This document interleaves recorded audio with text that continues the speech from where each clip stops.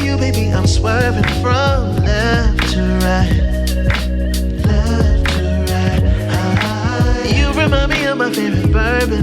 Take 2 more shots, you know I'm swerving from left to right. All night. Would you call me old-fashioned if I kiss you in the rain in Manhattan? Oh, I can't wait until my lips are on yours. I can't help the way that I'm feeling. The way you look tonight is so appealing. Hold up, I need to pace myself. You're the bullet to my heart, I swear. I swear. Only took one shot. Only took one shot. The only thing I'll promise is I'll give you all I've got. Oh, you remind me of my favorite bourbon. Take a sip of you, baby, I'm swerving from left to right. Left to right. You remind me of my favorite bourbon. Take 2 more shots, you know I'm swerving from left to right. Yeah, look, alright. Now pretty bourbon brown eyes, can I grab you off the shelf? You sweet but you strong, I gotta have you to myself. I'm trying to let you know that you're the only drink I'm trying to pour. Girl, it's Dunton, aka the slurring bourbon connoisseur. And look, I had a couple, so you know I'm telling the truth. I don't settle for Kettle One, I don't settle for Goose. First we had a couple rounds just to see how it go. Now it's time to tap that barrel, girl, let's see how it flow. You got that caramel dripping, now I'm sipping. They can't take you straight, but baby, I'm built different. It feels different. Listen, you keep getting Dunton loose. You far from the jungle juice, but you keep it 100 proof. I don't need no Coca-Cola or no Sprite for you. And yeah, you good on the rocks, might put that ice on you. You got that Jameson, that Johnny, or that Jack, and you can miss me. I need bourbon in my life, cause baby, you my favorite whiskey. Come on. I don't want you holding back. Tell me everything, and I do mean everything, everything. It's time for last call. You know that this liquor been flowing faster than free fall. If we keep going, I might not be able to recall. Bullet to my heart, I swear. Only took one shot. Only took one shot. Only thing I'll promise is I'll give you all I've got. Oh, you remind me of my favorite bourbon. Take a sip of you, baby, I'm swerving from left to right. Left to right. You remind me of my favorite bourbon. Take 2 more shots, you know I'm swerving from left to right. Oh, let the band play on, and they'll be playing our song. Girl, it's Dunton, aka the slurring bourbon connoisseur. And look.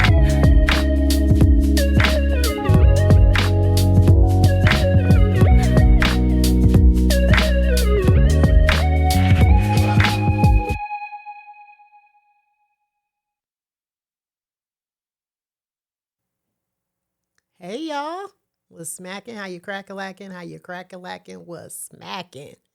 Hey Brown Eyes, hey LaWanda, hey Holly, hey Missy Vaughn, hey Natty, hey London, whoever else is in here. I think I saw DK. What's going on, y'all? Happy Thursday. It is me, it is she, it is her. Lisa the X, aka Brown Whiskey Woman, Executive Bourbon Steward at your service. Nate, yeah, Natty, you are Nate in other areas, but you are Natty in this area. Okay, just letting you know and letting everybody else know who needs to know. She is Natty, not Nate. But we are here. We is back, and Mack is back, our resident bartender. Also known as my son. Here he is. It's good to be back. The last time you were here because you had just turned 21. Yes. Freshly minted. Now you like an old man. Yeah, I'm 22 now, so 1 foot in the grave. But Hey, Eb. Hey, Cruz. I think that's the shortest time that we've been on that we got the lights turned off. I don't think I've ever got them turned off so quickly. Oh, Lord. Dang. Okay. Yeah, not with a guest. Yeah. First time with a guest. Yeah. And it's my own flesh and blood. You called me old, so. But yeah, we are here, and this show is going to be really interesting because I am really not going to be doing anything other than assisting Mack. So Mack is going to be making me 3 drinks, and I don't know what the 3 drinks are post my birthday. My birthday was on Monday. Yes, happy belated birthday. Thank you. So yeah, that's what this show is going to be about. And he is going to be doing the talking, like telling you all about different things and giving you some tips and some tricks. So you all, I'm sure you recall that Mack attended Bartending School, graduated, and he is now gainfully employed at Kitchen and Cocktails here in Atlanta in the perimeter area as a bar back. And I'm going to have him tell you all what a bar back does in relationship to the food and beverage or the bar industry. He will explain that. And yeah, so Mack, tell the people about what you do as a bar back. So far as a bar back, when I first did the interview, I remember my bar manager saying essentially just the bartender's job is to make drinks. Like it's not, there's certain places where bartenders do more, whatever the bar back doesn't get to, like the bartender kind of picks up. Whatever the bartender doesn't get to, the bar back kind of picks up. And it's more like the busboy for bartenders, to put it simply. It's like, being sure that bottles are stocked, garnishes are stocked. They have all of the supplies they need.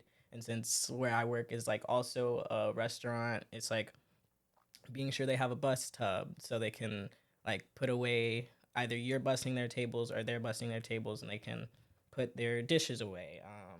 Being sure that the glassware that they do use is cleaned and put away correctly. Being sure that the extra stuff like ginger beer and other drinks that they might be selling are put away correctly. Cutting garnishes, taking inventory. I take the inventory of the alcohol that we get, and I put away the garnishes into the freezer and everything. Just more of the behind the scenes stuff to be sure that the sorry, did someone say ginger beer? Yeah, but just being sure that all of everything's in place so that way the bartender can come in and their main focus can be making drinks, because it is for bartenders important that they do things quickly and they have everything right there, so they're not in the middle of making you a margarita and it's wait, I gotta go to the back and get a lime. It's being sure that all of their ingredients are there. And then typically I open, so it's just sometimes I'll just set up the garnish station and pour the rims and everything. And for the people who close, it's shutting that down. And then we also have frozen drinks there, so I clean the frozen drink machines. It's just all the prep. All of the prep, yeah. And yeah, that's basically what it is. Now, how do you feel like that will make you a better bartender? Because I have a theory on, why I think it would, but and let me say hey to a couple of people, because I did see Mama Barnes come in here. And Blue Majesty, hey, thank you. And thank you so much for the resub. Appreciate that. Natty said, making things run smoothly. Exactly. But yeah, and that kind of, London said, basically we need to go to the kitchen and cocktails and ask for Mack to make our drinks. Right? Yeah. Yeah. Them yet, but yeah, but you're working your way to that. Yeah. But how do you feel like that's going to help you be a better bartender? I feel like it's like gonna kind of set the groundwork for, because like I mentioned earlier, like everything that a bar back doesn't get to, and then even on like there's times where there aren't bar backs. So anything that I'm doing, like the bartender should know how to do. Right. And like it helps me like sort of familiarize myself with not only where everything is, but what everything is. Because like they might give me a pull list and be like, okay, I need like this well vodka, this well whiskey, this well tequila. And it kind of helps me to know like, okay, this is what I need to, like it is familiarizing me with like what different alcohols there are. Like I've seen so many things I haven't seen before. Like just in stocking and like putting away different materials that we get shipment wise. Right. And so it helps with familiarizing myself in that way. And then on top of that, I think it also helps me to know how I want to treat a bar back when I become a bartender. Because it really, you know, it's a teamwork thing. Like, of course, you know, they're doing their job and I'm doing my job. But it sort of gives me an idea of like, okay, how to, when someone's in my position, how to like tell them what I need. And then, yeah, like I think that's, so like the communication piece. yeah. And then how to really work as a team too. Yeah, and then, but mainly it really helps with like familiarizing myself with so much that I haven't seen before, because I haven't, like I'm still, you know, I'm 22, so I'm not super familiar with like a lot of different alcohols. And then like the other day I walked by a table and someone ordered a Shirley Temple and I was like, I never learned how to make a Shirley Temple. Like I do not, because like, you know, I know I've learned different drinks, I've heard of different drinks, but there's like some stuff I'm like, I have never heard of that. And I can kind of like look over to the bartender and like see kind of like what they're doing and get some experience from that as well. But and also it gives me experience behind the bar, so that way moving forward, like someone can say, oh well, you've been behind the bar before at least. So yeah.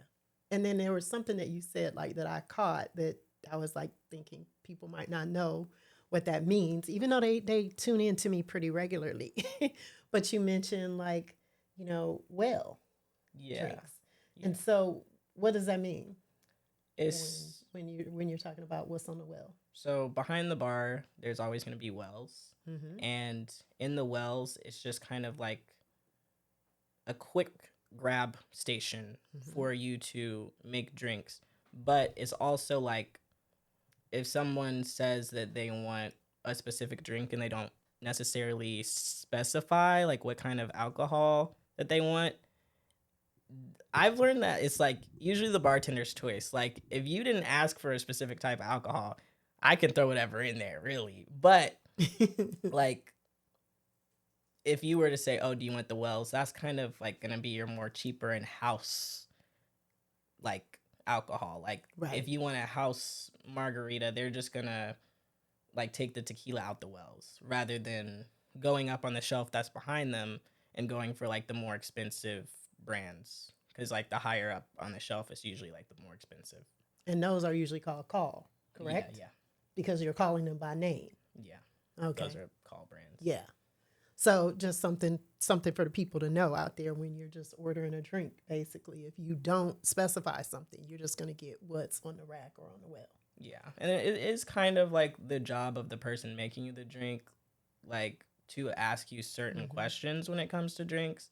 Like, you know, if you want a rim, if you don't want a rim, like one of the drinks I'm going to be making, like I'm going to be skipping on a garnish because my mom's allergic to one of the garnishes. Right. So, you know, just specifying stuff like that. And then also like if you're ordering a drink with tequila, like Repo or Blanco, like stuff like Yeah. that, just it's important to kind of specify, but they should also be asking you questions typically. Cruz said, slow down. I don't write that fast. But like Ebony said, Patron me up. Roberto Ramundo instead of Don Julio, right? All of those. Okay. So you're going to be making me some drinks today, right? So tell me, I guess, a little bit about the first one. And do we need to get some ice now for our first one?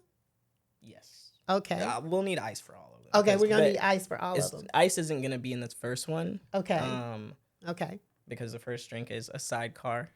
Ooh. But I like sidecars. if I were to not know you, I would make a sidecar with like the traditional way, like with cognac or brandy. Okay. But this is the brown whiskey woman, Yes. so I will be making it with bourbon.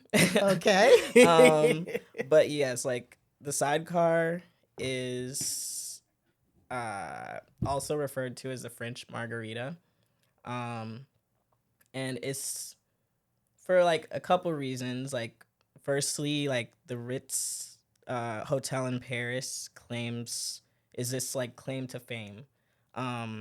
And they claim to be like the originator of the drink. I did not know that. You said the Ritz-Carlton in France? Yeah, the Ritz Hotel in Paris. Okay.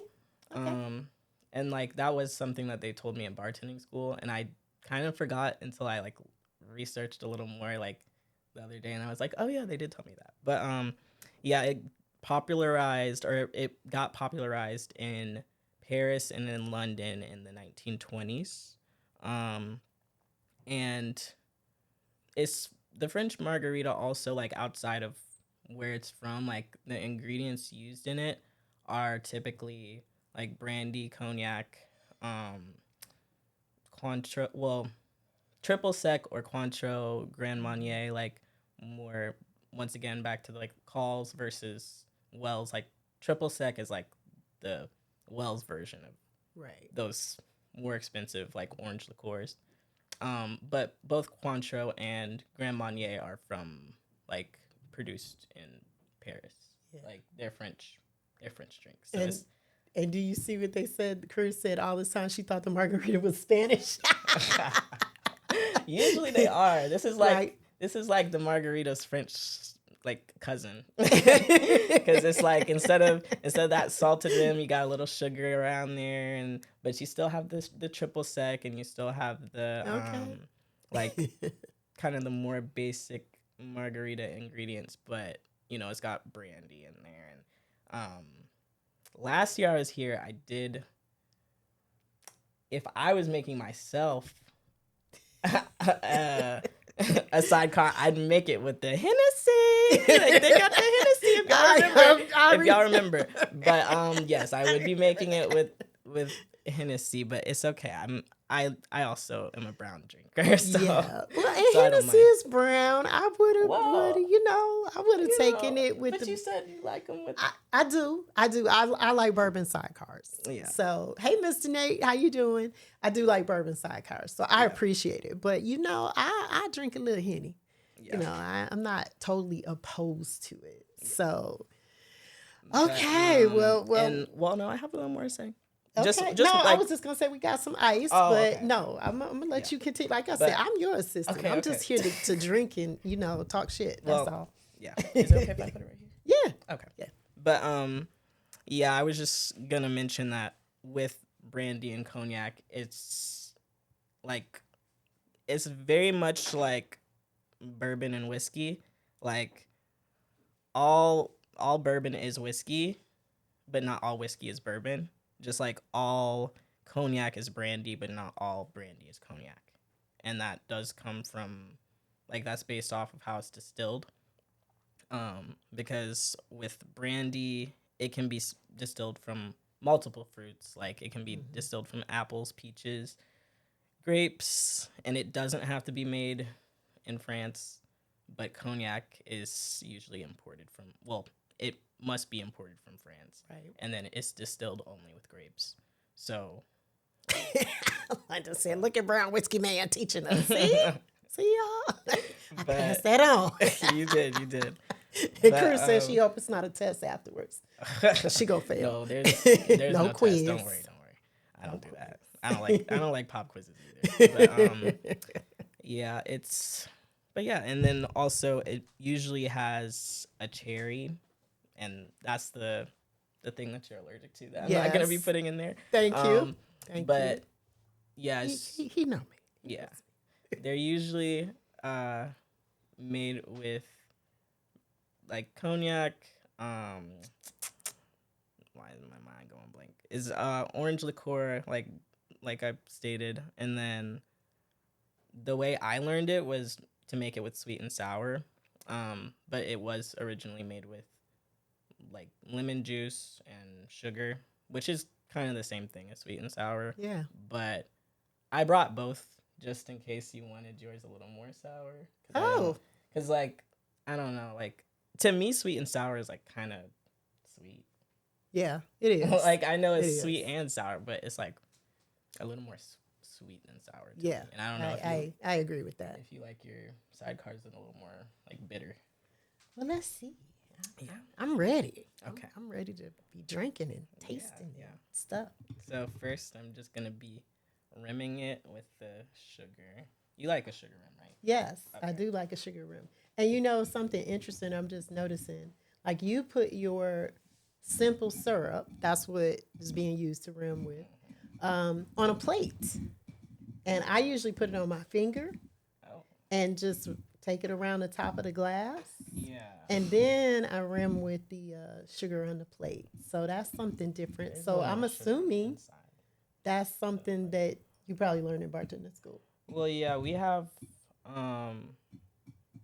like, man, I kind of forget the name. I'm not even gonna lie, but it's like this thing that it's like a plate, but it kind of folds out. It's like that black thing that you can. I mean, I guess you look behind the bar when you go, right? Yeah. Okay, so like that black thing that they have where it's like on the top they have the simple syrup, and then they have like a place for salt and tahini, and it's like one of those. And once again, I'm forgetting the name, is blanking right now, but And I know they just keep that out for all of the drinks. yeah, and like that's what I'm trying to do now because I don't have that. But if I did, I would be using that instead Right. of like a plate. Yeah. But of course, for home drinks, that's what you're using because we don't have all that fancy stuff. Yeah, you don't And you Right, don't, right. it's great You don't that they need have it. it. Yeah, but you don't need it. So, like it might maybe since this plate isn't super deep, it might look a little more like a little you know, prettier. yeah, but it doesn't look No, bad. It's it still doesn't. going around there. But Okay. Yeah. So, first you're gonna do the ice, okay. and then oh, if it doesn't stop slipping out. Cruz says she'll just have a glass. You just having a glass of sugar, Cruz? Do you want me to make you one and then me one? Because another thing that I learned, like, it just keeps slipping out. Oh my gosh. I'm about to just pour it in there. Okay. And now that looks like too much. It's just because it's smaller. Okay. But, in bartending school, I learned that, like, if you're making drinks for multiple people, like, say you're pouring, like, 2 lemon drops. Like, if each lemon drop has 2 ounces in it, then you can just pour 4 ounces. And then, like, double up the ingredients when Right. you're shaking it. So that way you save on time, and then you can just pour both of them at the same time. Right. But I don't know if you want me to do it separate. And so it's... Well, I mean, is there one way was one way better than the other? Does that matter? I mean, it doesn't, because I don't think it would make it to where your drink would be stronger. But like, in a Mix way. it all up together. Okay. Hey, DC But Chill also, brother.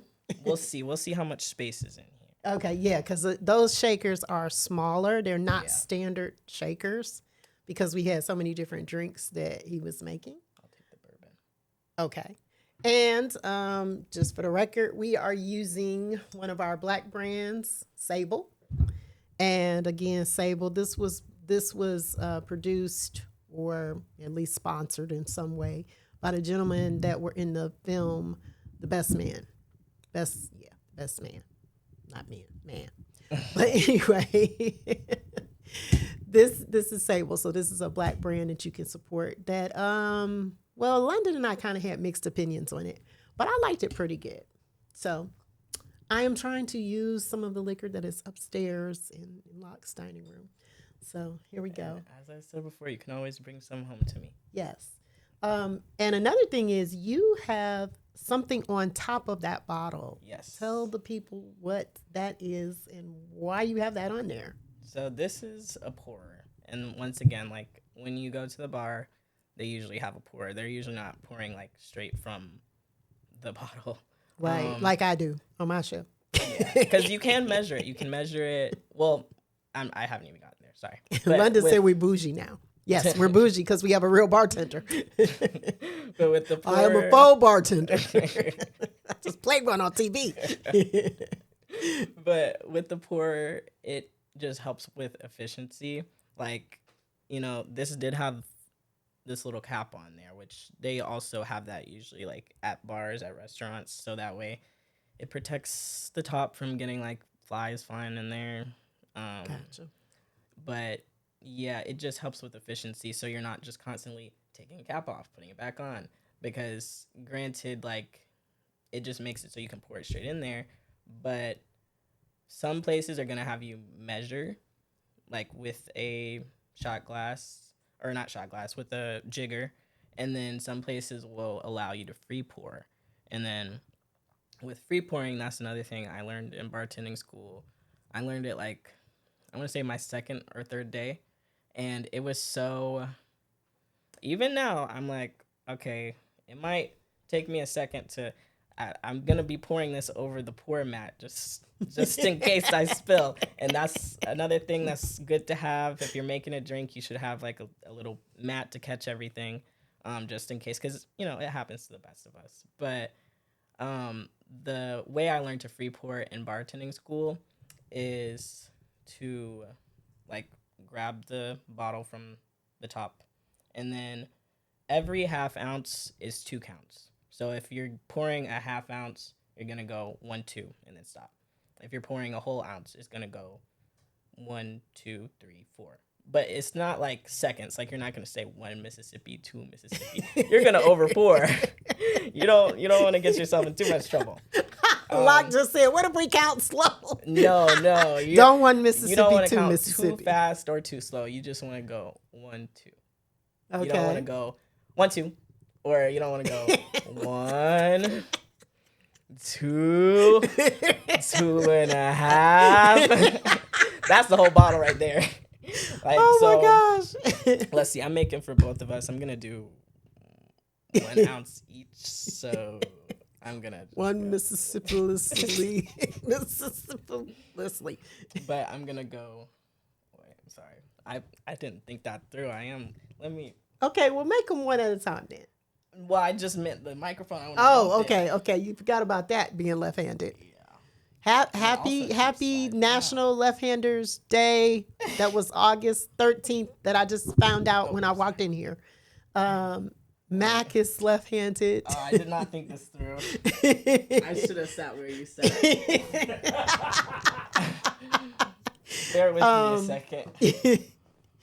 And now we're like elbow to elbow. But yes, Mack is left-handed, as is my mother. Okay, so yeah, that was wow, that came out pretty fast. Yeah, that's why you count. The pour, that is what it's called, right? Yes, you did say it's pour. called pour. Yeah, that was. But did y'all hear that sound? I kind of like that too. The way that was coming out. It's not a gurgle. Yeah, it's something else. Yeah, it is. It's something else. I don't know. I'll just put it on there.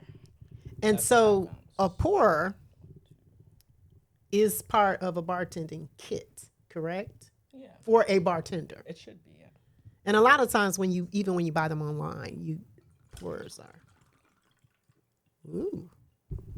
Yeah. I'm trying to watch my elbow with the mic though.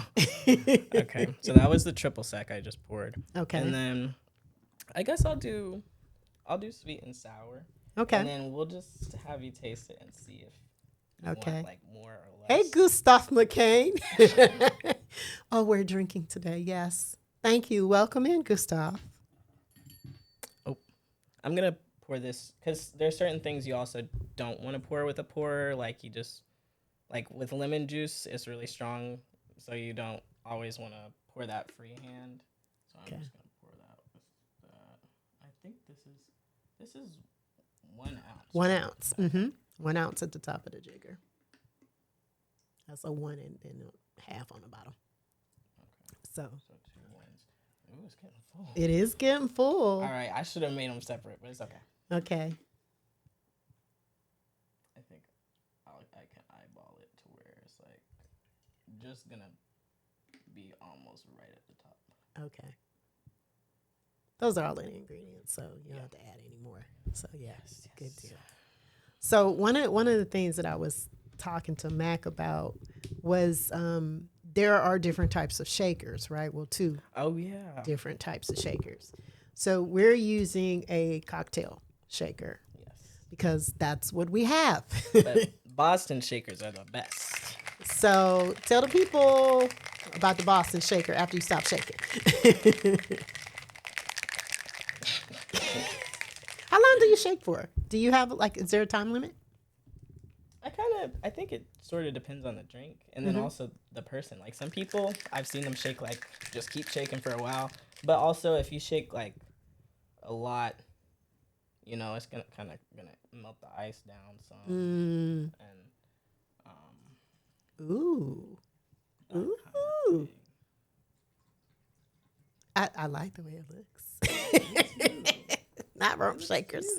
It does. And it smells delicious. I know you all can't smell it, but it smells delicious too. And then you always want to even pour when you're pouring for 2 people. Right. You don't want That to makes sense. pour more, like just pour all the way to the top for one of them, and then you finish pouring and it's empty, and then no, well, that's all you get. No, but you went back and forth. Yeah, Yeah, I back did and forth. notice that. But yeah, Boston shakers are typically the shakers that have they're kind of like 2 cups. Like it's like the bottom part of this kind of shaker, except it has a smaller cup, and you just smack it in there, and then you shake it, and then you smack it off, and then it comes out. But it's better for efficiency reasons, because like less steps, less clogging, because like with this shaker, you know, it's kind of easier for it to clog, especially if you have like certain garnishes in there. What else? There was some other stuff. I think you also told me that sometimes you can use the Boston shaker, and then it just, if you put the glass on top of it that you're using, that's your cocktail. So it's like less steps. If that you're way. using like a pint glass, then you can easily just put the glass like in the shaker and just shake it straight into the glass. You don't even have to use the other part of the tin. I just put those oranges on there. Okay. Because I know you got me some oranges, but look how big that is. Like That's what they had at the Kroger. I know, but Or not Kroger, like, Walmart. Those oranges are that size, and these are the other size oranges. Like that's like. So what'd you do? Cut it in half? I cut them in half. Like I Now you say, come on, garnish. I cut them in half and then down like the middle. But there's a certain way that we learned to cut fruit as well, like to put on the rims of glasses. Okay. Which I'd love to demonstrate, but it's kind of like cutting the edges off down the middle, and then a slit in the middle, and then cutting it into the slices like that, and then the slit in the middle helps it to sit on the rim of the glass. Oh, I know how to do that. See, there you go. Hey, But, Auntie Precious. Um, I'm proud of myself that I know how to do that part. I think I saw it on YouTube. Because you can learn anything on YouTube. You can. YouTube University. but I think Okay, we're ready. so these are our drinks, and this is a bourbon sidecar with a sugar rim and a orange garnish. Okay, Cheers. cheers.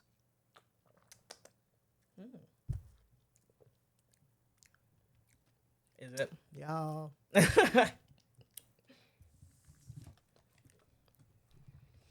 I like it. It gets the hell yeah. It gets the hell yeah. I am a fan of sidecars, so Mac knew that was one drink for sure that I would like. I do like them. And you know what's really interesting is when I go out, I very rarely order them because I'm always trying to order something different that I haven't had. I don't know. Maybe I need to go back to having a bourbon sidecar. Well, the other two drinks are going to be different. So Okay. so it'll This is good. I like it. You're not this just is- saying that because you're my mom. No. Okay, good. I would. Because I'm your mom, you should know that I am Well, true. You're not like very, when- very honest. When very something's candid. a certain way, you'll make a face. So. Mm-hmm. Yeah, I'm glad that you. Now, I may try to use some nicer words because you're my Yeah, child. Yeah. But, But yeah, this is our American sidecar. okay. Because it's it's bourbon. Because it's bourbon. So, and then it's triple sec, and it's not Cointreau Grand Marnier. I like that. That is an American side. I like it. Go ahead, Mac. Okay. Didn't even think about that. But yes. Mm-hmm. Yeah, I like it. And Yeah. I didn't know if you'd be able to taste the bourbon in it. I can. Because I know you can, like, Mm-hmm. I don't know. I think you like when you can taste a bourbon I in do. the drink. Okay, good. I don't want it to be overpowering. Hey, DJ J. Jonah. I don't like for it to be overpowering, but I like it. I want to know it's liquor in my drink. I want to know that I'm drinking an alcoholic beverage. Yeah. Because if it's just all sweet and fruity, and I'm like, okay, I'm just drinking a Shirley Temple, right? Well, I don't know what's in it, but I should have looked it up after Yeah. I heard that. But yeah, I think a lot of people in my generation are like the little sweet drinks. Yes. I prefer to taste the liquor in it too. Yeah. So Yeah. I mean, sweet is good, but I kind of like that balance also. Yeah. And this is very well balanced. Yeah. A very well balanced drink where it's not too sweet, not too tart. I can taste the liquor. I also feel like if you drink enough of them, you might be drunk. yeah, I feel like that too. Just saying. Just saying. All right. words? So we're Oh. going to put that to the side because you are now making something else. So are we supposed to drink water now or not? It's up to you because it's of course it's gonna take me like a little minute to make the next. And also, could you put that over there? Yes. Okay. Yeah. Because I got to get glasses, right? Oh yeah. have to get it. Actually, I'm gonna need the rocks glasses. You're gonna need the rocks glasses. Yeah. Now we did chill these glasses. Just want to let you know that. Yeah. So Mac, tell them why is it good to chill the glasses? Like, what does that really? What does that do? I mean, it helps to keep the drink cold because, of course, like when you shake it with ice, it keeps it cold. But a sidecar, a martini, you're not gonna put ice in that. Like, there's some drinks that you're gonna, well, a lot of drinks really that you're gonna put ice in, but like you typically don't put ice in every drink. So with the drinks like a sidecar or like a dirty martini, it helps to chill it so it can keep it colder for longer. Okay, so we're And then I'm sorry. We're gonna get the rocks. They're in the refrigerator outside. Gotcha. Okay, so I was just saying that for Yeah. FYI. Okay. Okay, but go ahead. I'm sorry. I was just gonna say, like, there's also certain drinks that you do put straws in and some that you don't. And like a sidecar is never gonna have a straw. Right. And Okay. if you have The ghost of microphones pass. if you have a sidecar, no, that was really creepy, you guys. what, But what was that? That was the part of the microphone. And I didn't. Okay, yeah, see? It was a ghost microphone pass. It said, all right then. It said, well, all right. See, They said, can you make the next drink? But yeah, you don't want to put ice in a drink that you're going to be. You kill me with this Beats for Thank you very much. this Beats for Cure towel. But anyway, okay, so here are our Sorry, I bet my slurping's so loud. But our glasses. Yeah, you got slurp. but yeah, you don't want to put ice in a drink that somebody is not going to be drinking with a straw, because they're going to be drinking it, like throwing it back, and then next thing you know, they're choking on ice. So that's like at least one of the reasons I know. I think that Okay. you know, there's different reasons to why some drinks do and don't have ice, but Okay. martinis typically don't have them, sidecars, stuff like that. You know, I never thought about that. Really? Like, I'm like, right now, today, this many years old, I never thought about why do some drinks have ice and some don't. Yeah. I really thought it was aesthetics, to be honest. I think that could also have to do with it, because like, Because ice cubes wouldn't look good in that, you know? No. So, yeah, I just, he's playing Jeeves. Yeah, I just always thought it was aesthetics. And beyond that, I never gave it any thought beyond that. So, okay. Yeah. But See, we learning all type of stuff today. I'm learning things. I'm glad I can educate some. Yes. I'm You got a book. looking over to the side because the next drink I picked Mm-hmm. is one that I like never seen before. And it's called the Cucumber Julep, and I got it from this book, which you recognize this book. Yes, I do. Because I gave you that when you became a certified bartender. Yes, and it was from page 372. Let me see the book again. Let me show the people. Yeah. Okay, so it is It's called the The Home Bartender by Shane Carley. And it says 200 plus cocktail recipes. That is pretty doggone impressive. And then it says 50 new recipes, because this is the 3rd edition of it. And I chose this book for Mac. First of all, it came from Marshall's. Just saying. So I got it. The tag is still on the back too. I Yeah, know how it much is. you Right. paid. You know how much it costs. Shame on me. But anyway, but when I flipped through it, I was like, oh, these are some pretty good ingredients and Yeah. pretty good. And I love the way it broke it down by, like, they have a section for rum.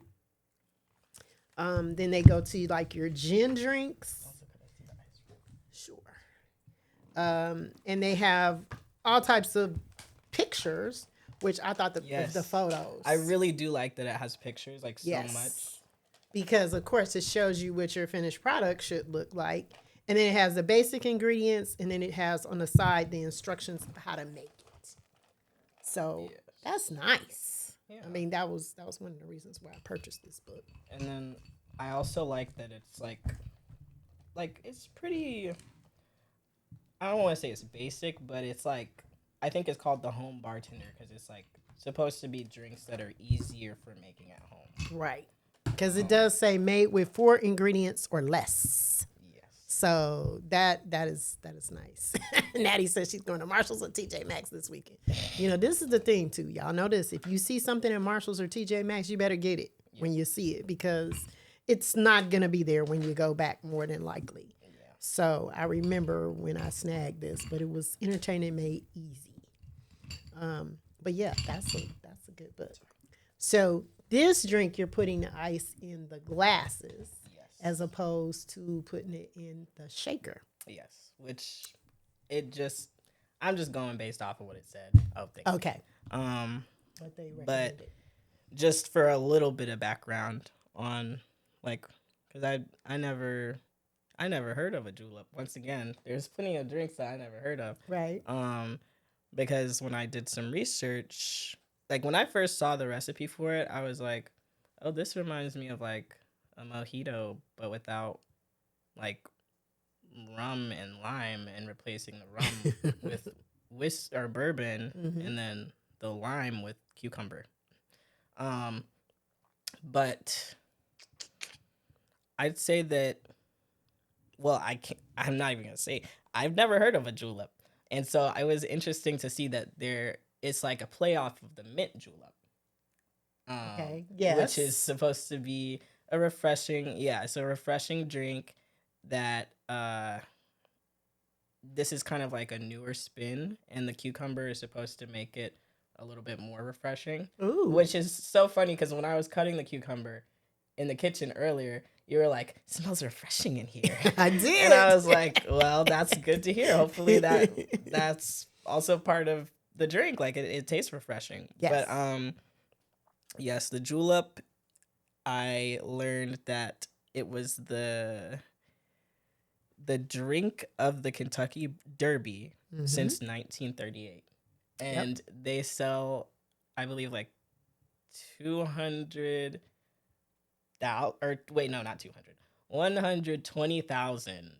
like in the 2-day weekend. Wow. Of the Derby. And I think it's I saw two things. One said 120,000 and the other thing said like 125,000. Like it, so Pretty I guess close. It's gone up, or yeah, but yeah, they sell a lot. Yeah, they so do. It's definitely the Kentucky Derby drink. I'm sure Miss B's had one. She probably has. Hey, D-Man, how you doing? Yeah, she probably has. And I will say Woodford Reserve is the official bourbon of the Kentucky Derby. They have been for several years and probably will continue to be. But yeah, I'm really looking forward to this one because I'm going to tell you why too. I do not like traditional mint juleps. So I'm really, really looking forward to this now. Yeah. And I like cucumber. Yeah, because that's what made me pick it. I was like, I've never seen a drink that has cucumber in it. Yeah. And like, this is cool. That's why the other day I was like, do you like mint? Because I know some people don't like mint. Yep. But that being said, you can hand me the next shaker because I don't want to mix everything up. But there you go. And I'm gonna drink a little water in between because I have to say I did like this Bourbon Sidecar. Yes. And I'm gonna take another sip. I liked mine too. But let me get my cucumber too.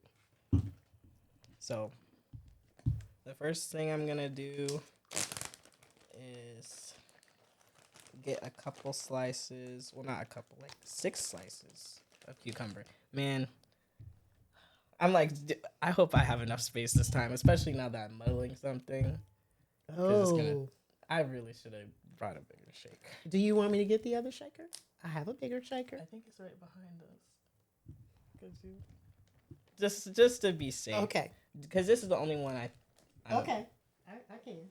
It's out here. Yeah. I can get it. Sorry about that.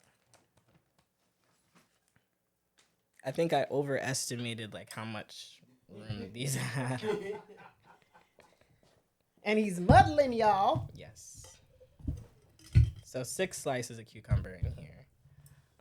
Yeah, right. Somebody called Malik. Somebody called Funklore. I'm going to put some mint leaves in here. And then also, usually something else I learned in bartending school is like when you get a mojito,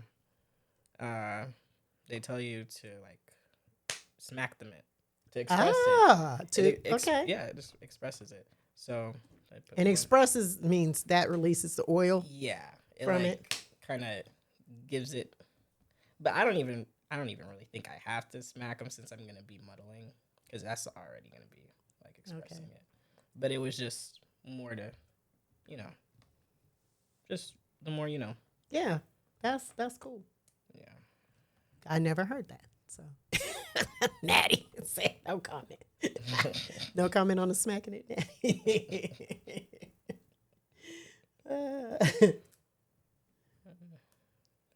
Yeah, mint and cucumber together to me, Cruz said, is that the same as Smackabee?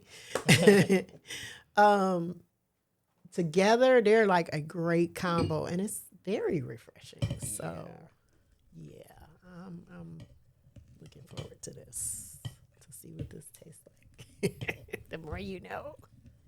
The reading rainbow. And then also a splash of rainbow. Or, I said a splash There's of a rainbow. You threw me off. I know, sorry. but a splash of simple syrup because it's good to like throw a little liquid in there to make it. Oh, is that better for the muddling process? I think so. Oh, okay. No, I mean I'm 'Cause learning this because I muddle stuff in all the time, but I didn't know that. And most of the drinks that I've learned, like about muddling or how to muddle, like you put a little dash of simple syrup or something like that in there. Okay. Because even with a mojito, you like put a dash of simple syrup. So yeah, I got that, and then I'm gonna put the ice now. Okay. So you are gonna still put ice in the shaker, but we're gonna also have. I was just smelling them. Sorry. It smells good. Because another thing We've been dry muddling. Yep, Cruise, y'all. Shame on me. I've been dry muddling. Didn't even know. They're slipping out again. I know, right, Lot? Because I like that reading rainbow too. This one I might make 2 of them just so I don't like overdo it on the mint. In one of our drinks, Okay. What else do I need to add? I need to do the bourbon. Okay. For your sake, I won't do because the recipe called for 4 ounces. For one drink? 4 ounces? So I'm you sure that's not 2 drinks? I'm like, for your sake, I'm not gonna do that. I'm gonna. Yeah, I mean, I like to taste it, but I'll make yours first. Yeah. Okay, yeah, I was gonna say let's half that because I'm like, that's a lot. I'm just gonna do. Do you want me to do 1 ounce or half an ounce? Let's do. Well, you said it calls for 4 ounces. Yeah. So 4 ounces for one drink. That's what it said. You can look at the book. Don't you got it? I believe you. I trust you. Let's go for 2 ounces. How about that? Okay. Because that's half. So let's go for that. Man, they trying to like get you drunk.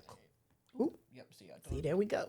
You guys, Yeah, that's why you spillage. All right, that's 4, and then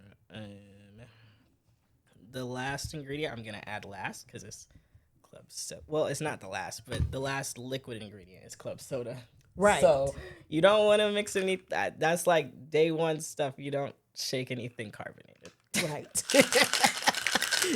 Locke said, "You are the best type of bartender. Rules be damned." Mac is my child. I know how I feel about rules. Guidelines? Yeah, I'll take some guidelines maybe. Rules. Fuck them rules. Ooh. I gotta leave some room for the club soda. I was gonna say because we topping it with the club soda, right? Yes. Because if you put it in the shaker, it will explode. Yeah. Because it's carbonated, and we don't want that. No. So yeah. If you're making when you make a Long Island, like you mix the sweet and the sweet and sour, and then the rum and the gin and all of the other like Long Islands have like every clear in them. Right. And then you put the Coke on top at the end. Right. And then you have a couple garnishes in there too. Ooh. Now, well, I guess since it's cucumber and mint. Yes. I did. It said to make a cucumber like swizzle. Ah. And okay. I tried and I couldn't do it. I couldn't do it. I could not do that to save my life. Okay, but explain what a swizzle is. It's kind of like you get like a thin slice of it, like of the cucumber, sorry, and then you like sort of fold it up and make it look pretty. But every time I tried to fold it up, it would break. So I just gave up. And I was like, you know what? Maybe instead of a swizzle, you could just have a little toothpick. Ooh, that's cool though. But I know it's not like cute or nothing, but I like it. I was like, it does look cute, but it look, could work. Look at that, y'all. And if you were like, oh, it's not mixed up enough, maybe you could just use it as a little cucumber toothpick. Yeah, a little. I might just reuse what I muddled for you, honestly. Yeah. Okay, to so make mine. And I'm gonna wait till you make yours. Okay, I appreciate if that. if you want me to, or do you want me to taste mine? It's up to you. I don't mind you waiting or not waiting. Okay. Because I'll get to it regardless. Okay. It has all I just really need to add is the bourbon. Okay. Well, I will wait, but it does look very pretty. I like the little cucumber garnish, and I would probably eat that. Oh yeah. So And we're gonna need more bourbon.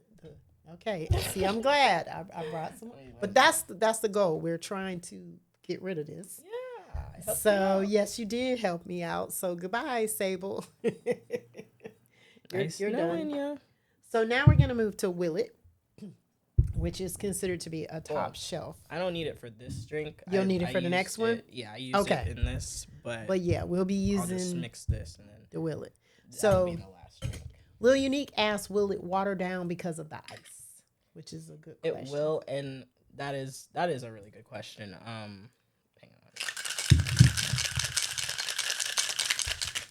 Ice is like a pretty crucial part of making drinks because like sometimes, you know how I said the thing earlier about pouring at the same time. If it's a drink with ice and you notice that you didn't make enough, you can always add more ice to, make it go up, make it to where you don't have to make a whole other drink.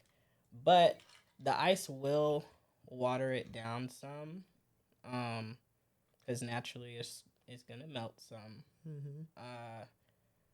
But Does the type of ice matter? Like if you have crushed ice or if you have cubes, or does that matter? I knew I was gonna get a question I didn't know the answer to, and that is one of them Okay. because I don't know. Okay. But that's something I could probably look up later. Right. Because, I've seen, like, the ice that I see at my job is, like, just that, like, small cube ice. Okay. And then, obviously you have certain drinks that have the big cube. Right. And that, do you know why it's like that? I've heard. I don't know this definitively because somebody can Google it. But I have heard that the larger single cube melts slower, which makes sense to me. Yes, yeah, that does. That does make sense to me. So I know that about the large cubes. I don't know. I'm thinking if that melts slower, then that means the smaller ones, like the crush, probably melts faster. Yeah. And I'm just basing it on just basic. But it sounds right, so. Yeah, it sounded good. It may or may not be correct, but sounds good. Yeah. Okay, so you're putting your little garnish in there. My mint fell in, but. Okay, and you put your little cucumber. Yeah, little it kind of slid in. I gave you the slice prettier in there. one. Okay, thank you. But yeah, I think I'm ready. Okay. I'm excited to try this one. I'm excited to try this one too. I have never had this before, and as I said, I did not know what Mac was gonna make tonight. So, Cheers. cheers. Smells good.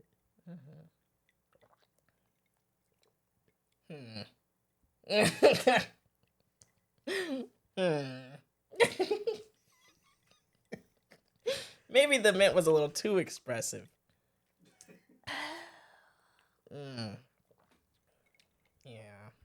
Yeah. It's like, I don't know if I did something wrong. I don't think you did anything wrong. I don't think it was you. Because you said you don't like regular mint. I thought it was supposed to be refreshing. I thought so too. Nah, I'm not going to say it was... Hell yeah. Oh no, that's the wrong one. Sorry. I'm not going to say frag on Nagel, but... I am. I just... Because it's like, I feel like it could be worse, but it could be a lot better. I'm being nice with the mid-math. Okay, let's do this. Put a little simple syrup in it. Sweeten it up a little bit. Yeah. Because honestly, this tastes like when I told you I didn't really like regular. Mint juleps. This kind of remind me of a regular mint julep. Yeah, the cucumber didn't add as much as I thought. No, I thought the cucumber was gonna make it better, and I like mint and cucumber. Mint and cucumber lemonade is like wonderful. Oh shit! The top fell out. And see, that's another thing about those shakers. Yeah, because I picked it up, but also it was kind of on me because I picked it up a little bit from the top. Okay. I'll grab that. Hey, Crazy Berry Town. Like, so you break, you buy. London said add a pickle next time. No, pickle drinks are good. They are good. I mean, we found that out. Crazy Berry Town was here. London was here. We had pickle bags where we drank the whiskey and we took the pickle shot afterwards. It's delicious. Yeah. It's delicious. Yeah, Okay, so you put a little simple syrup in here, right? Yeah, well, I forgot to put it in mine because I was like, maybe it's also the cucumber. Yeah. That's what I'm thinking. Let's see. We're gonna see. You can try yours first. And you mixed it around with your thing, your cucumber. No, I didn't.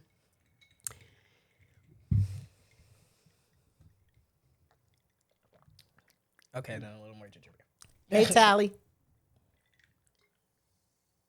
No, that's club soda. That's not that. Oh, I said ginger beer. I meant club soda. Maybe ginger beer would help. Hey, Maybe it Lakita. would. Well, Yeah. no. actually, wait. Let me add a little more club soda to yours.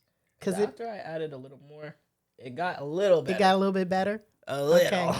Thank you all for the birthday wishes too. I appreciate it. Yes, Lakita is also Team Virgo. She got a birthday coming.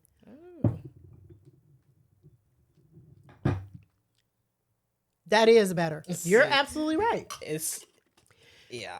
Not like It kind of took some of the nasty out of it. I mean, like I have no other way to explain it except Yeah, for it tastes less nasty. It's a little bit more, I think, on the refreshing end of things. yeah. Because I did only add a little club soda, especially to yours, because I know you don't like carbonated stuff. Mm-hmm. But I think it is like. Yeah, this important. is better. It's important too. This is, yeah. I upgrade this to a mid man. to a mid-meh. Yeah. I don't think it would be my cocktail of choice. No. Like I don't think I would pick it. But Crazy Berry Town, we had Bourbon Sidecars, just to let you know, and they were delicious. Smack made Bourbon Sidecars, and I know that's one of your personal favorites. Yeah, I'll take a mid-meh. Yeah. But it was something different. And this is the thing. I always tell you all this. You don't know till you try. Right? Yeah. It's like with anything. And if you try it and you don't like it, you don't have to do it again. Yeah. Because Hey, C-Love. How you doing? I feel like I chose it because it has interesting ingredients. And Yes. I usually choose a drink or like am intrigued by a drink if it has interesting ingredients or an interesting name. Yes. Because that bartending book that you got me, Yes. that has like all the pages of like a bunch of pages Right. of drinks. It has some real interesting names. I have to. Do you have that one? I do. Let me. Okay. give You me have one to second. you have to show that one. Yeah, this one I don't know. I don't know.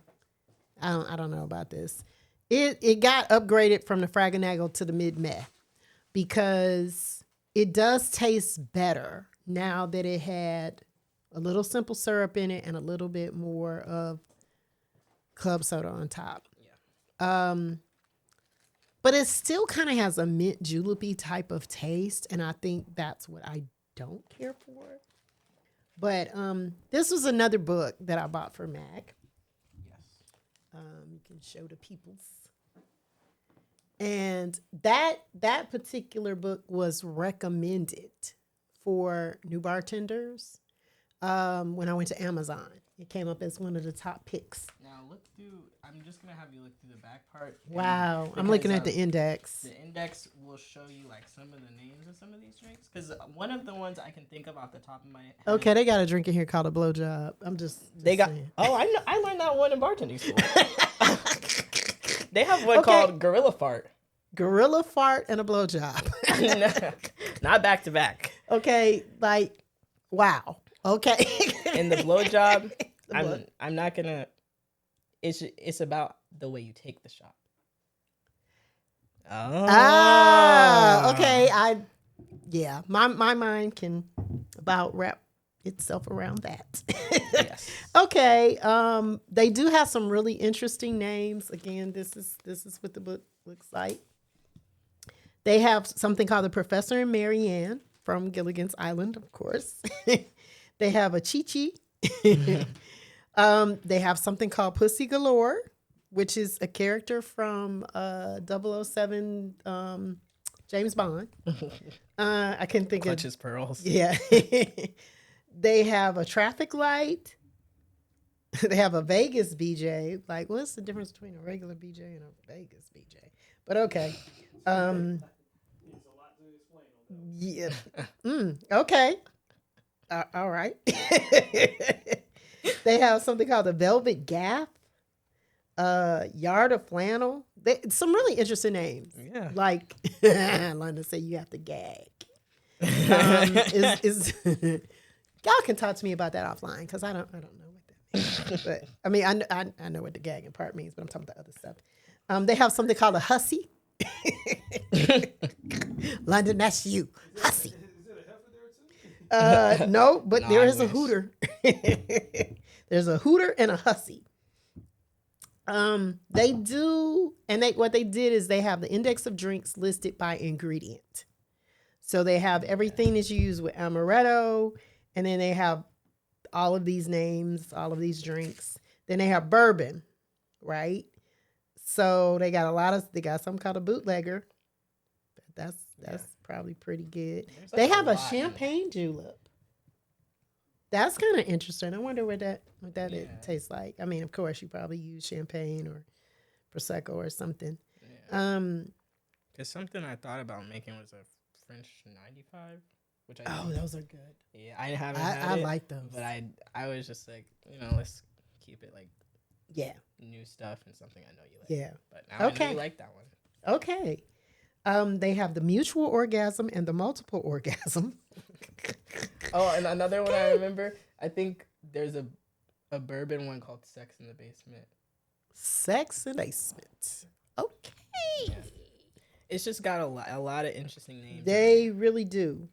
It's sort of like, y'all know the whiteboard of my mind is like very active with a lot of unusual things. And so sometimes I think like, who names the cars? Like when you see the Highlander or, whatever the car is, right? The CX-9. Like, who names those? Who comes up with those names of those cars? Do they have like a whole marketing team that sits around and they just come up with car names? The other thing I think about is paint names. Who came up with Cotton Ball? That's actually a good question. I mean, is that just somebody's job? They just sit at their desk and come up with names, or do they have like a team of people and that's what they do? And like, that's what they get paid to do? Like, I don't know. That's my mind digressing somewhere or another. But yeah, this is a cool book. And of course, I see you have a lot of pages like earmarked. Yeah. Okay, they had a drink called Tie Me to the Bedpost. I bet they got that in here. All right. Locks are the same person that comes with the text and greeting cards. I've wondered about that too. Like I said, y'all, just the things that I think of. Sometimes I just wake up and I'm like, how tall is a polar bear standing on his hind legs? And then I have to Google that because that'll just be on my mind all day long if I don't find out. It makes sense. I mean, it's just random things and they feel random to me. And I'm just like, I'm thinking. I found Tie Me to the Bedpost. Look. Okay. Citrus vodka, coconut rum, melon liqueur, and sweet and sour mix shake. That actually sounds pretty good. You don't like vodka. Except for the vodka part. That part I'm talking about, But all the rest of the ingredients, the melon and all of that. Yeah. Yeah, I tried that. I like vodka. Yeah. That sounds good. But speaking of that, would you consider yourself a clear drinker or a brown drinker? Definitely a brown drinker. Okay. It's not that you prefer the brown over the clears, or? Yeah, like it's not like clears taste like terrible, but I think it's just more about how I feel. Like afterwards? Yeah, like what you a little bit more hungover? Yeah, the clears like ugh. It's like it's hard to get up out of it. Yeah. The clears. Yeah, those clears. Y'all know that. Dr. McGillicuddy's. I'll never forget it. Not ever in my entire life. Not if I live another 61 years will I forget what's it. that one? Because I know about the Punch Punch.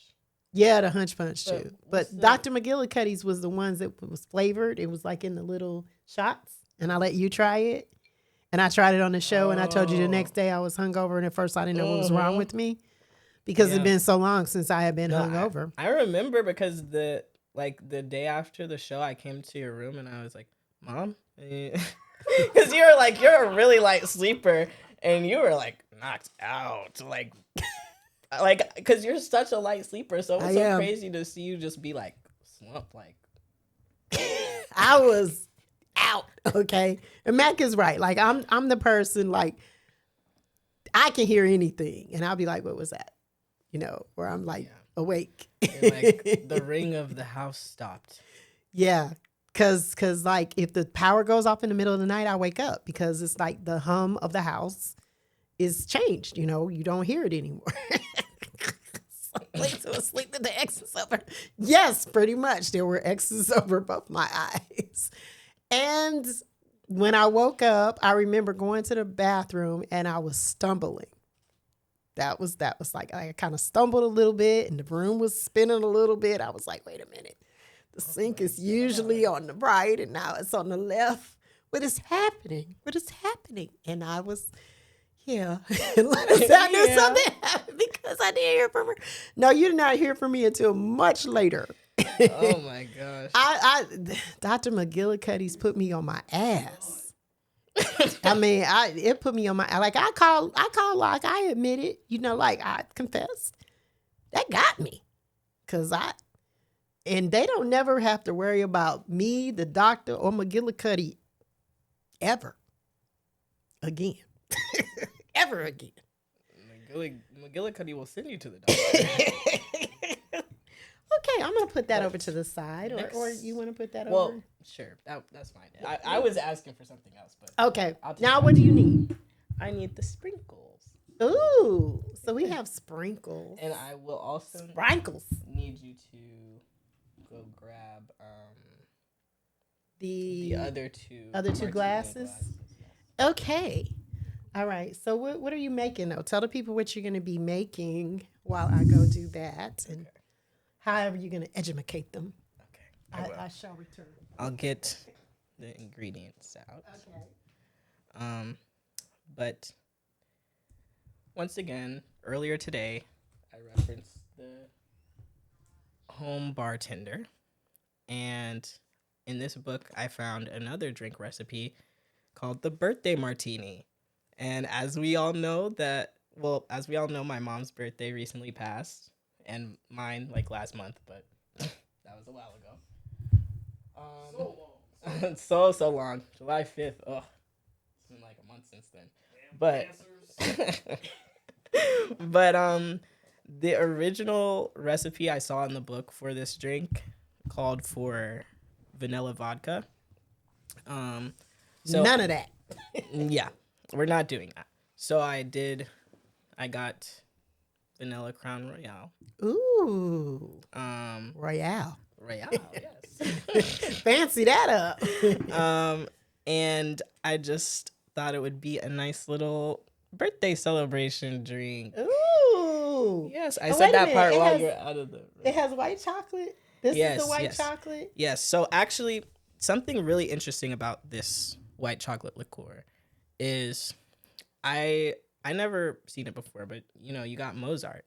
And I looked into like the distilling process for it.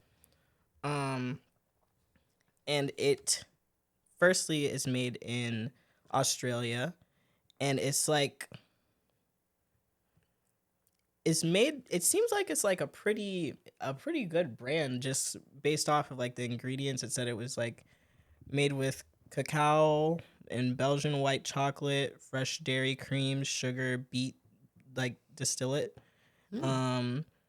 and Madagascar bourbon vanilla. And then it also said that the cacao beans were crushed and soaked in neutral alcohol, and they use like a cold process, like they don't heat it up. And after soaking it, for like 2 or more months. They filter it, but once they filter it, this is where it gets interesting. They use sound milling, which I know you know about. Yes, where I they do. play the music for the alcohol. Yes. The reason, well, outside of the place where it's created being where Wolfgang Mozart was born, they play Mozart for it. Ah, Yes, they play it's called Mozart for it they play Mozart for it before bottling, and they play it for like 24 hours, and then they also play it when it's stilling. So, wow. like, I just thought that was so interesting, and I was like, even though there's like no, PowerPoint or anything, when I was reading about it, I just started hearing like classical music in my head and stuff, because I was like, that's so interesting that they play Mozart like on repeat for it. Like that's really cool. It's all refined and shit. I know. But yeah, that was really like, I really liked reading about that. Like you wouldn't think it like looking at the bottle. And then also another thing about the bottle is, it's white chocolate liqueur. It has this like tin foil wrapped around it to resemble like those chocolate candies. Yeah. So I really like it. Like I really like just the whole story behind it. And I've had the dark before, the milk chocolate, but I've never had the white chocolate. But I did not know that about the sound milling. Yeah. Because even when I talked about it before, I didn't know that. I didn't get that fact. Yeah. And like I said, I want my drinks to listen to Wu-Tang before I consume it. I wonder how feisty your drinks would be then if they listen to Wu-Tang. It's gonna bite back. Yeah, But, right. Missy Bond says, you tell me all the time, relax. Yes, you do tell Missy Bond that all the time. Oh, that's a good one. But yeah, like they say that playing the music for it helps with like vibrating the mixtures, and it helps with mouthfeel and just kind of give it like a smoother consistency. Right. Which I found that really interesting. And then with Crown Royal, it's just your basic, well, not basic, but it's a Canadian blended whiskey. And it's distilled from corn, rye, and barley, and it is mixed with bourbon vanilla like flavoring. So that's what I'm using there. And then the other like spirit, I guess you could say, or liqueur rather, is amaretto, but I didn't really, I'm not even gonna lie, I didn't do much research, because it's just like with the basic ones like triple sec and amaretto, like they're your basic liqueurs, really. It just like has a sweet almond flavor. Right. I was gonna say it's an almond flavored liqueur. So of course those are the mixers that are usually added to the drinks. But they can be consumed on their own, because some people just drink amaretto or drink triple sec. Yeah, tuck your chain. Yeah, that's what you get with Wu-Tang. Okay. Oh, I didn't open those. I'm sorry. Oh, I opened one. I think you did. Oh, I pre-opened this one. I just need the shaker, and then I'll put some. Well, actually, you can grab those, but I'll also rim the glass, because as I stated, it's a little birthday drink. Ooh, so that's the reason why we have like birthdays. Oh wow, sprinkles. Because yes, I was sent on a mission to get these from the the Walmart, and yeah. And I've made this drink before for someone on their birthday. Okay.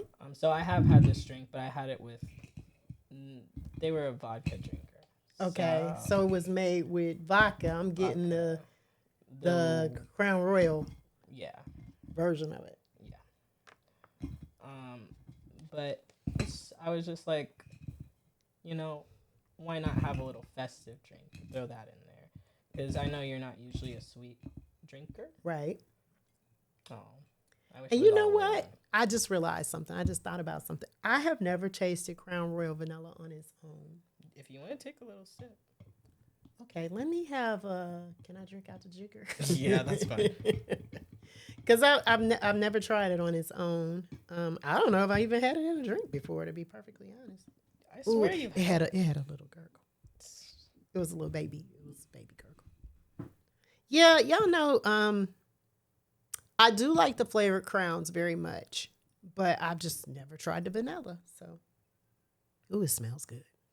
I bet it's good.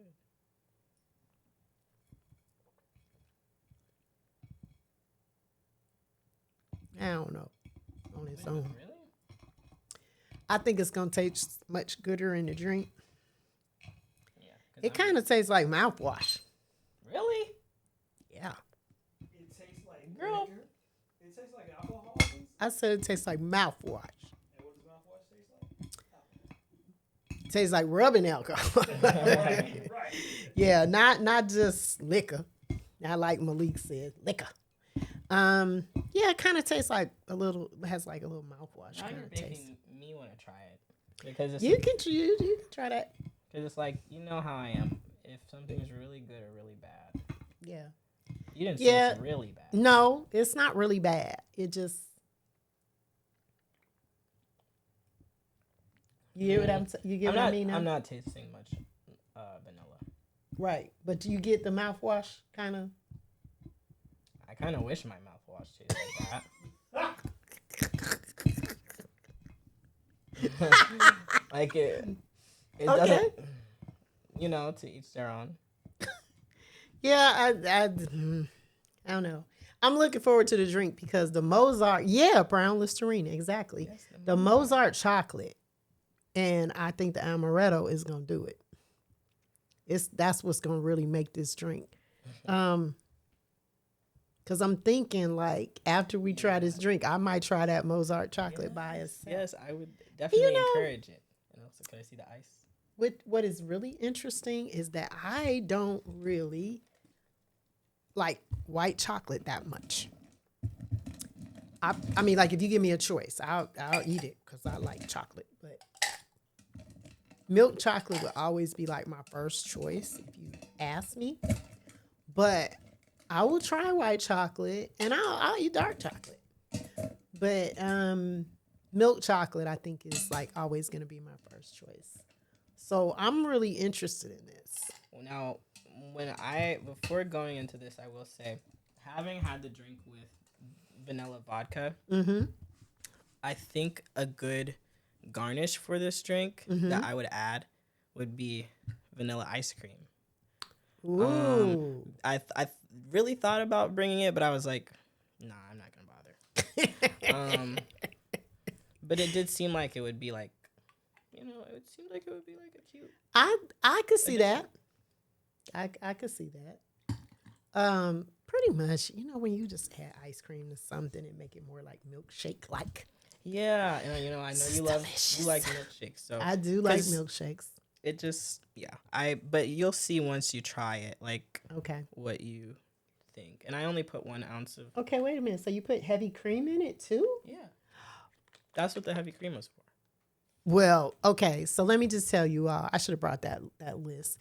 I was given a list of things to get, but I didn't really know. I was getting the things off the list, but I didn't really know what he was making. So heavy cream was on the list, of course, and I was like, okay, what we gonna be drinking? But I got everything off the list. And I had the most interesting Story. experience when I went to the liquor store. I had to go to two liquor stores to get everything. But I went to one liquor store and this woman started talking to me and she was like, "Oh, I really like talking to you." And when I got ready to leave, that woman came from behind the counter and She was damn near kidnapped you. blocking the door, trying to talk to me. Ooh, I heard that gurgle. Yeah. Trying to talk to me. And she was like, "Oh, I really like talking to you." I was like, "You're really scaring me. You're coming off like a stalker. And you're blocking the door. So am I going to have to pull over a rack of Fireball and just step over it and run out of here?" It It was crazy. It was crazy. But I made it out.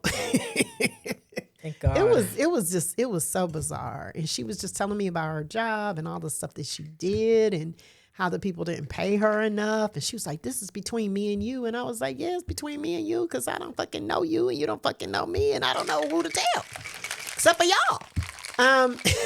Yeah, it was kind of restraining order-ish.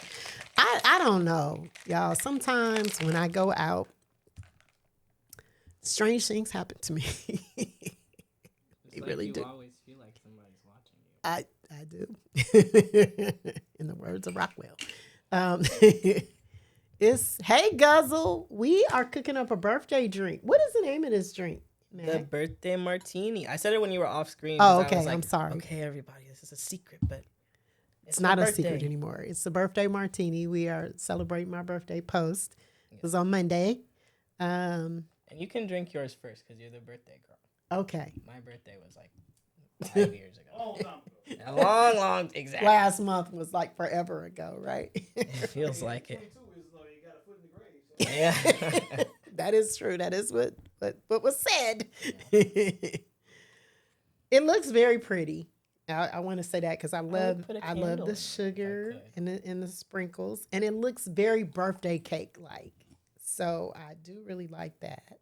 So cheers, y'all.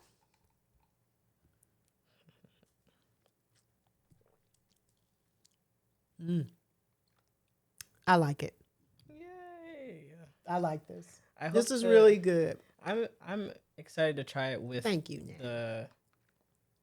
the Crown Royal because like I Mm-hmm. said, I had it before with the vodka. Now I'm gonna tell you, I can see where the vanilla vodka could add something. Hey, Disco Sammy, how you doing? Because I mean, you tasted the Crown by itself, so Right. You know, Yeah. This is good. It's good mixed in. So Disco Sammy, this is my son, Mac. He Hello. is a certified bartender, mixologist And- whatnot. mixologist, all of that stuff. So he has been mixing up some drinks for me today.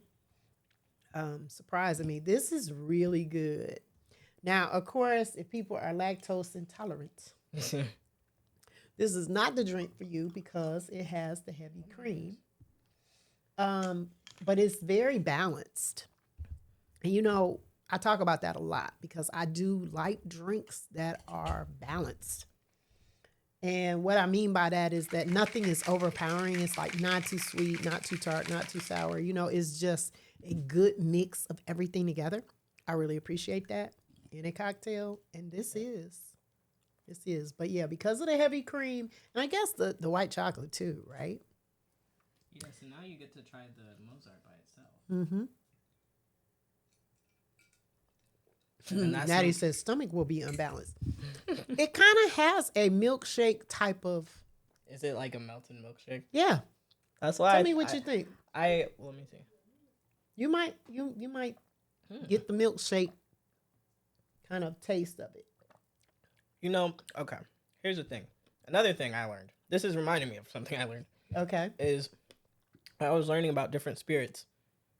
They said how vodka is supposed to be odorless and tasteless, Correct. and therefore it's supposed to mix well into anything. Right.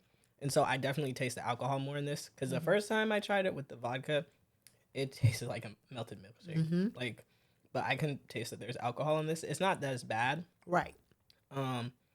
Yeah. And now I'm really like the vanilla ice cream would have probably helped because you can definitely taste it like Yeah. with the vanilla Crown. Yeah. Like a scoop or even some whipped cream, honestly, would be nice. And that would give it like a pretty look too, as Yeah, well. That's like a good garnish. Mm-hmm. It really would be. This is nice. Mm-hmm. Yeah. Yeah. This is good. Okay, so Disco Sammy says sometimes he uses almond milk creamer in place of, I guess a heavy creamer. But yeah, let's taste the Mozart. Okay, and I didn't get this my rating, but this drink right here, Me too. hell yeah. Yeah. Hell yeah. Okay, like it. All right. So this is the Mozart. What is the percentile on the 15. alcohol? Okay, so just 15. Mozart white chocolate. And I will tell you, now this is the liquor store where the woman like accosted me and basically didn't want to let me out. So that's the liquor you almost got kidnapped for. Yes, it is. Well, I appreciate you getting that for me. It was $28. I just want to, give some price point on it. And it was the only white chocolate liqueur they had.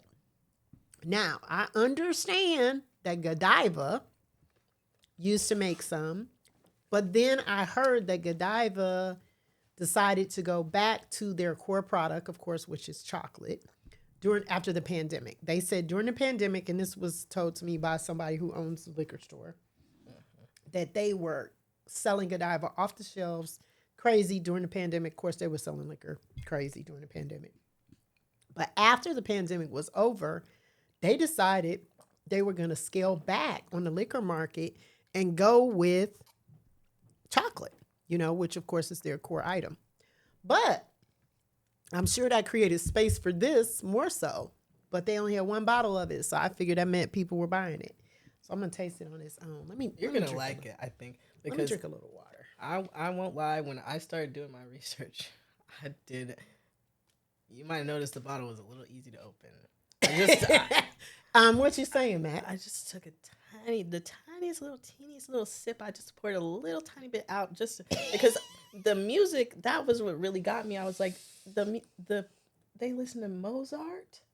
And like this drink listened to Mozart for 24 hours. I had to take a little bit of it. And Mac does have an appreciation for classical music because Mac played the violin. Yes, exactly. Yes. For a number of years in high school.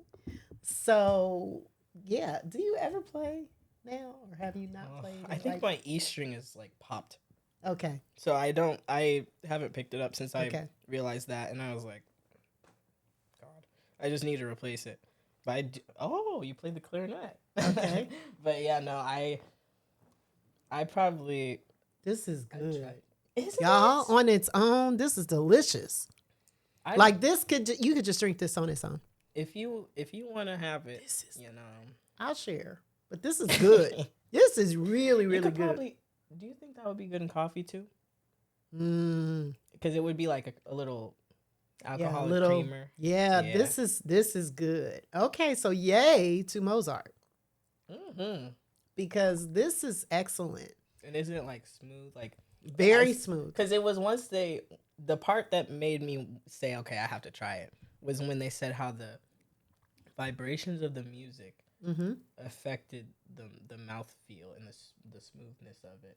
I was like, I'm sorry, like I gotta crack it open because it's not like I was gonna be. I'm making drinks, so it's not like I'd be like trying it on its own. So, right. But yeah, it was. Yeah, this is really, really good. So haven't had the milk chocolate, and then now haven't had the white chocolate. I highly recommend this. And I will say, because I know London doesn't like white chocolate either. Neither do I. But London, this is good. This is worth a try. And I know you really don't like it at all. But this is really good. Of course, the packaging I think is beautiful. Again, $28 because it looks like chocolates wrapped up. It's so cute. And the milk chocolate is delicious. And I will say the white chocolate is delicious as well. Really, really like that. So, yeah. Yay, Mozart. Yeah, this tasted good. Another thing, this is like related but unrelated. It was interesting to see that like Mozart's name was Wolfgang Amadeus Mozart. Wolfgang. Sorry, I said Wolfgang. Wolfgang. Because, as you know, one of my favorite artists is Tyler, the Creator. Yes. And, like, he made an album where Wolfgang was a very primary focus. And I was like, is that where he got it from? Because I never knew that. I just, when people refer to certain composers, they just say, like, Mozart. Right. So I didn't know that was his Yeah. full name. And so I was like, interesting. Wolfgang. And then Amadeus. Yeah. True. True. London said yes. Yes, yes. Yes, Tyler. Yes. So, I mean, and I know a lot of us are older, but hopefully you all have heard of Tyler, the creator. So I was introduced to Tyler, of course, through Mac. And so Mac and I share a Spotify account, right?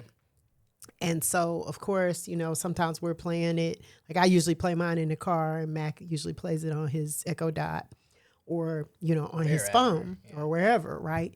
So sometimes I just listen to Mac's playlists, right? And that's how I kind of got introduced to Tyler. And then I think I asked Mac some questions. And then we actually went to a concert because Mac was younger. Yeah. And I took Mac and a friend to a Tyler, the Creator concert. And it was excellent. I really enjoyed myself. He put on a hell of a show. Very, very creative.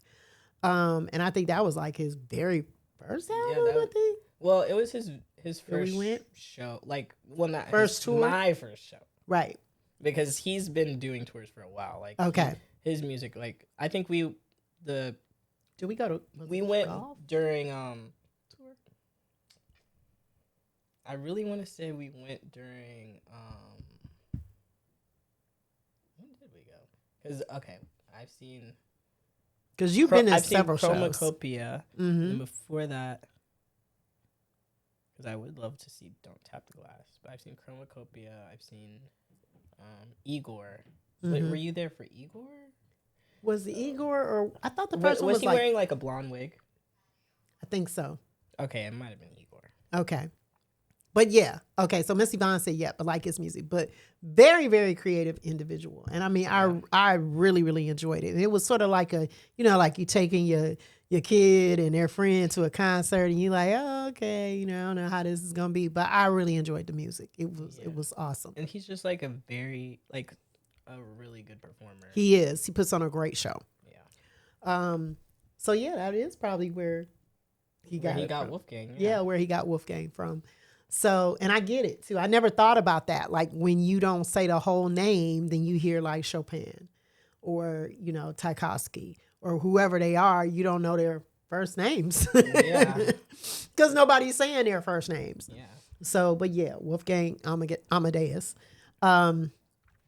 So yeah, this is good stuff, y'all. This is really, really good. So to give our review, I guess you could say, because we gotta give our recap. So you have a lot of your drinks left.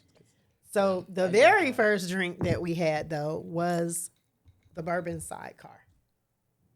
There you go. That's what it looks like. I didn't drink all of mine. Mac guzzled his down. Oh, okay. But you don't have to. You don't have to tell him all that. But this is what it looks like. It was a sugar rim garnished with an orange. It was a triple sec, the sweet and sour mix, the bourbon. Yeah. That's it, right? Yeah. Okay. And then the orange. Okay. The smaller orange. Not yes. Big ass orange. Yes, the smaller orange that he trimmed down for a garnish. That's a cutie. And this was just, this is a cutie. Yeah, because the big one was too big. Sorry, okay. But I digress. But this was a sugared rim, just plain sugar, right? Regular granulated sugar. Now, of course, you all know that they sell like decorative sugars that have a bigger grain on them. So if you wanted to do like an orange sugar or something like that, you could. But this is really, really good. Very, very tasty. And I like sidecars. And as I said, Crazy Berry Town does too. I know that's one of her favorites. It was excellent. And we used Sable. Sable was the bourbon that we used. That's one of the black brands. Our second drink. Okay, so Nanny said that she has a question for you. Yes. She said, if you can make your own drink, what would it be named and what would it consist of? That's a good question, Natty. Okay, you're going to think about that? Okay, you think about that. I'm going to keep going through our review. Yeah. But you think about that. So the second drink was a variation of a julep. It was, what is it called? A cucumber? A cucumber julep. It was called a cucumber julep. Yeah. So it was made with bourbon, simple syrup, right? Yes. Here. And what else? It was here. I have my little cheat sheet. Okay. But it's bourbon, simple syrup to like cucumber slices, six Right. cucumber slices, 6 mint leaves, one Muddled. like a splash of simple syrup, muddled, and then 4 ounces of bourbon, 1 ounce of club soda, which I didn't measure. I just did a splash. And then for the garnish is a cucumber swizzle, which I couldn't really comprehend, and then Right. a mint sprig. Right. But I like this little garnish that was in there, and it was a mint. Now, we did not like this. Matt gave it a meh. I gave it the Fraganago bullshit. But it was better when some club soda was added to it and a little bit more simple syrup. It did taste slightly better. I kind of am beginning to think that juleps are a bit of a acquired taste, almost like beer. Thinking, I don't know. Maybe you have to be from Kentucky or something. I don't know, but I've had juleps in the past and I did not care for them. So I'm kind of beginning to think that I just don't like juleps. Maybe that's what it is. I was excited about it because it was cucumber. I think cucumber and mint is very refreshing, but it was a no. Then the last item was our birthday drink. Birthday martini. The birthday martini, which I really liked. And this was made with bourbon, heavy cream, thank you, Mozart white chocolate liqueur, and we really like the Mozart quite a bit, a splash of amaretto, which is almond flavored liqueur, and then the glass was rimmed with simple syrup, and then with the sprinkles, and the sprinkles kind of give it the birthday look. So this was really good. Also found out that the sidecar is also called a French margarita. I wanted to bring that in there because that was news to me and I like that. But this was really good and this got the hell yeah. So we got 2 drinks with the hell yeah. I gave one a Fraganago bullshit. Matt gave one a mid-meh. That was the julep drink. But overall, I was very pleased with these drinks and I got a chance to try some things that I had not tried before. So that was nice. That was a nice surprise. I really liked this. And Matt gave us some education on a lot of things, but also on bar backing and what it means to prepare and help with the bartender. Mac, if you had to give some people, like, I'm going to say 2 tips for making good drinks at home, what would you tell them? Because they don't have all of the bar stuff. But let me forget about my drink question. Like if I had to make a drink. But okay, yeah, I'm not gonna let you forget about that. Okay. But 2 things: if people want to make better cocktails at home, what would you tell them? Well, for one, I think it's important to remember that like you don't need a lot of ingredients. Like you don't need to like you don't have to look at a recipe and say, "Oh, like I don't have that." Like there's a lot, like sweet and sour, for instance. Like it's just if you have lemon juice and like sugar, you can make sweet and sour. Mm-hmm. If you don't have simple syrup, you can just mix water and sugar, like hot water and sugar, and make simple syrup.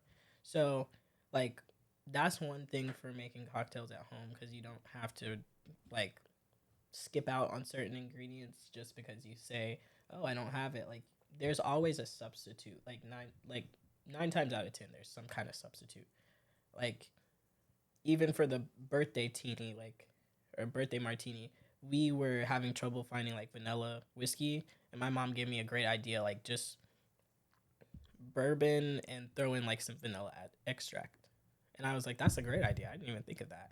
Mm-hmm. Like that is honestly like something to keep in mind when you're just making drinks at home. That you can work with what you have. And then my other piece of advice, I mean, depending on the person, like make it look pretty. Like, you even if you're just making drinks for your friends at home, like you can just like spruce it up a little bit with like some kind of rim or some kind of garnish or something. Like you can throw something in there to because it might not taste good, but at least it looks good.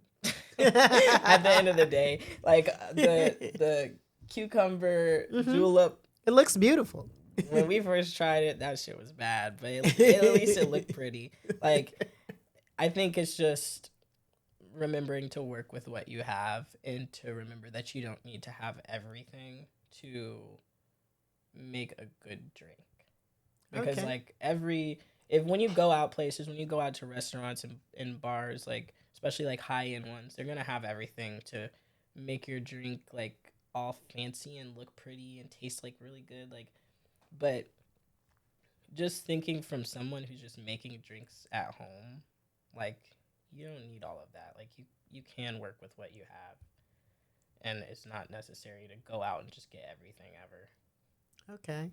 I like that. That's good advice. And Gustav said, make sure we leave some drink for everybody. And virtually we're sending you these drinks. Yeah. And of course, Exactly. Yeah. Because another thing another thing I've learned about I keep saying that, but about like being in certain environments, because like of course I work where I work now as a bar back, but I've trained at a couple places. Like, women love to take a picture with their drink. So if you're ever making a drink for a woman, make it look cute. Make it look very cute. Throw a little like edible flower in there. Just make it look cute so that way they can take that picture, and like even if it tastes nasty, at least you got the Instagram story. Right. I was going to say, for the gram, y'all. Take the picture for the gram. Like, you got something there. But yeah, like it's not edible. Not that kind of edible. Drunk and high. They'll be messed up. Okay. You can take the edible at home and then take the drink. Yeah. I am not down with the edible and the drink. Bad experience. PTSD, elemental P. Maybe take the drink and then take the edible when you get home. Maybe, because I did it in reverse, I guess, and it just was not good. Yeah. And like now I just don't even mess with edibles at all because of that. No, you just got to go in the right order. Okay. I guess so. Well, I was told, they were like, why did you not say you had an edible before? And I was like, didn't think it was relevant, but it is relevant. I did not know that. Well. And and I've not done an edible since then because I was like, I messed up. So, yeah. Okay. So, yes, you do. You live and you learn. So what would be your drink? Because that was the question that Natty asked you. If you could create a drink. Because I really like cranberry juice, and pineapple juice just mixed together like on their own. So I would probably do like cranberry juice, pineapple juice, whiskey in there. Mm-hmm. And then I'm gonna spice it up with a tahini rim. Ooh. It's weird, but like I really like tahini and lime and like stuff like that. Like I would probably do a tahini rim, a lime, and then but the part I'm struggling on is like what would I call it? Because I was gonna say what you gonna name? LaWanda said the new Scared Straight program. That's the edible and the liquor. But the name. Yeah. That actually sounds kind of good. And really? I don't like spicy stuff, but the tahini rim, that might be all right. I mean, tahini's good. Like it is. Let me think. The name, I feel like it would be. You might have to make that. Natty said, "What liquor? Would it be a clear or a brown in that?" It would be whiskey. It'd be whiskey. Okay, so some kind of brown. Yeah, like because I'm still not sure on my favorite whiskey at the moment. But you do like Hennessy. Yeah, I like Hennessy too. Okay. You could throw whiskey. You could throw Okay. Hennessy in there too. I mean, Hennessy comes in the brown. It's in the brown Yeah, category, yeah. right? It's under a brown. It's not whiskey, but it's underneath. Natty said yes. Yeah, that. Come on, Henny. They got the Hennessy. But my the name is like, because I'm trying to think of things that represent me.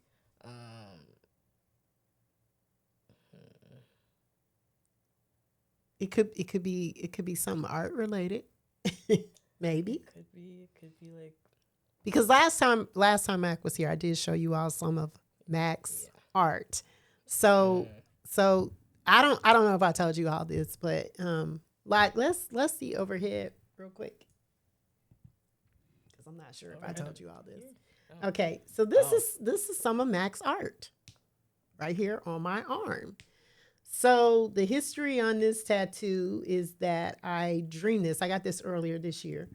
I had a dream of this, but I cannot draw a lick. Okay, like my stick people look horrible. So I was telling Mac what I dreamed, and I did a very horrible, awful drawing that Mac said, "Give to me and I will fix it." So he took it out of my hands and he came up with the design of it. This is the photo, and the tattoo artist executed it, but this is actually his art. So I have a clock with Roman numerals, no hands on the clock, and I have a pendulum with a amethyst here at the bottom, and then I have cherry blossoms, which had too many.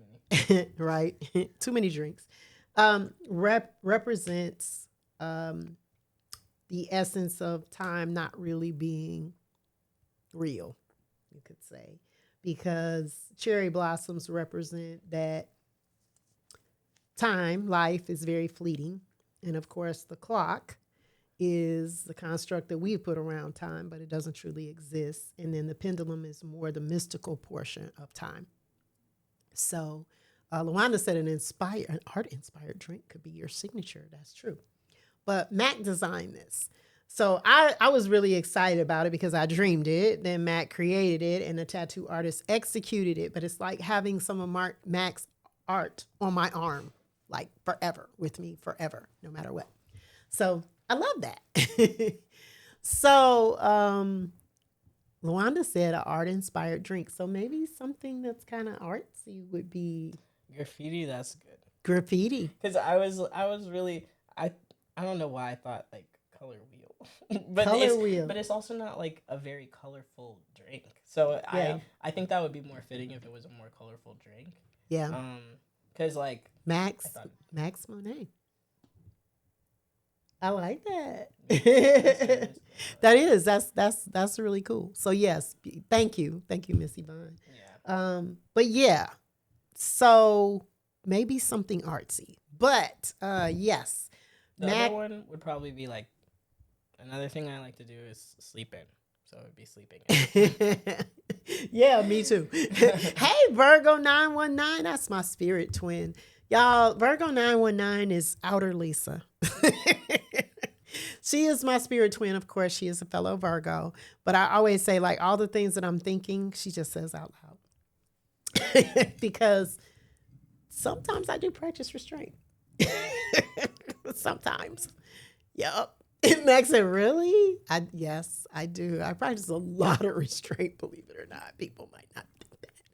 But anyway, that's our review of drinks. So first of all, I want to tell you, Mac, thank you so much for being a guest on my show yet again. I appreciate that. Thank you for having me and calling me a bartender, even though I'm a bar back. Well, you're a bartender coming up, right? Yes. Yes, that is why I have you, Virgo 919. You are on your way to becoming a bartender. I feel like you're prepping to be a bartender, and I think it's great that you are learning. You're able to share your knowledge. You're able to articulate it. So that is always excellent practice when you can share what you learn, because I am a firm believer that whatever you learn, is no point in knowing it if you can't share it with other people, right? Yeah. Knowledge is not meant to just be kept. Yeah, and I appreciate being able to share the knowledge because, like, I don't know, in a weird way, like, before coming on here, I was like, I don't remember that much. I don't know that much. And then, like, saying everything I said, I was like, I guess I know a little bit. Yeah. You do remember things, right? Yeah. And then, of course, there's always the internet to refresh us and help us to learn things, because I learned quite a few things today. And I love that. So I thank you so very much for that. Yeah, thank you. And then just to tell you all about some things coming up, right? I will be back in September, and then probably around the end of September, we will be kicking off our Beats for a Cure campaign. I haven't signed up yet. I don't know anything about that. I don't know when I'll be on, but I do know the live event will be in Cincinnati, Ohio. It will be on Halloween, which is a Saturday this year. And I do plan to be there for that event. And so the raid train will be coming up, and then the live event will be coming up. I do know that you can go to the website, which is beatsforacure.org, and you can purchase tickets. Tickets are on sale. LaWanda said, remember us, all of us virtual aunties and uncles, when you get up the big shots. I will. It could be, Virgo, Twitch has been having some issues. Hey, Diz, how you doing? But please support the live event for Beats for a Cure. Again, that is coming up. This is August, almost the end of August. So then we got September and then October. Little Unique, I don't know. I don't know what my plan is for Beats yet, for my Beats show. You know, usually I come on around Halloween, but of course I plan to be at the live event this year. So I don't know what it's going to look like. But I know Beats is going to be a masquerade ball, so it'll be a little bit more upscale, and they're going to be fancy masks, and there is a prize, I think $250 for best mask. But if you go to beatsforacure.org, you will see the information, purchasing tickets. Please, please support this. You all know that this charity is just as near and dear to my heart as Spinning Autism is. They have equal importance for me. So please, please support my DJ, D-Man. I support my other DJ, Like a Key Media, when we do Spinning Autism and the family reunion. But yes, please make sure you support. And I got a fancy sequin bra this time, y'all, for Panky. Y'all see Panky right there. But I got a fancy one because it's a formal affair, right? So I'm really looking forward to that. So you're gonna be wearing a mask and a bra? Yes, I'm gonna be. Yes, I'm gonna be. All right. Luana said, "Mark, safe from the Halloween slideshow. Not just yet. Not just yet. We'll see. We'll see. But it just won't be on Halloween. But yes, I will be wearing a mask and a bra. So that should be interesting. Right. Look at the look on your face. No, that don't got nothing to do with me. It's like, yeah, that. It's like Michael Myers. If he just, yeah. Okay. Keep going. Sorry. Keep going. Girl said, somebody say slideshow. Yeah. So, but I guarantee y'all, before the year is out, there will be a stupendous slideshow. Maybe one or two, right? Sorry, I read the.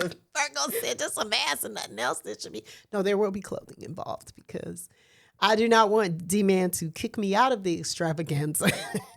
So, therefore, there will be clothing involved. Right? It's not a clothing optional event. Yeah. So, also, if you put an exclamation point fresh, he have to wash his hair every Thursday.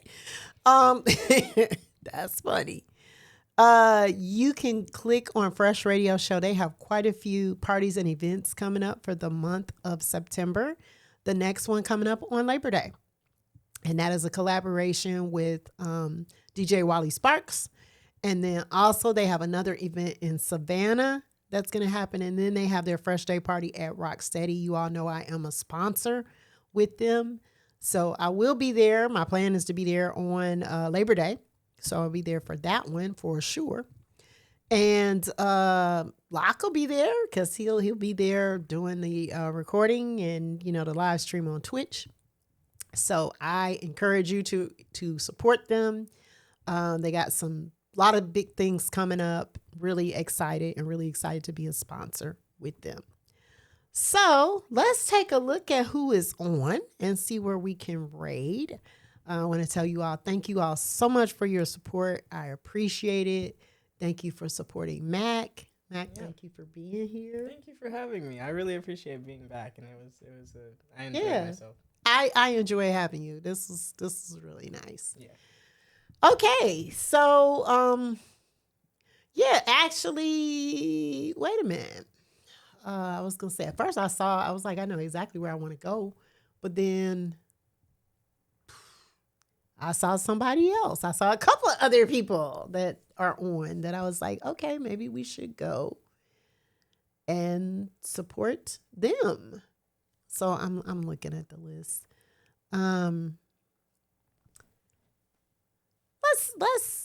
Let's go to Tally.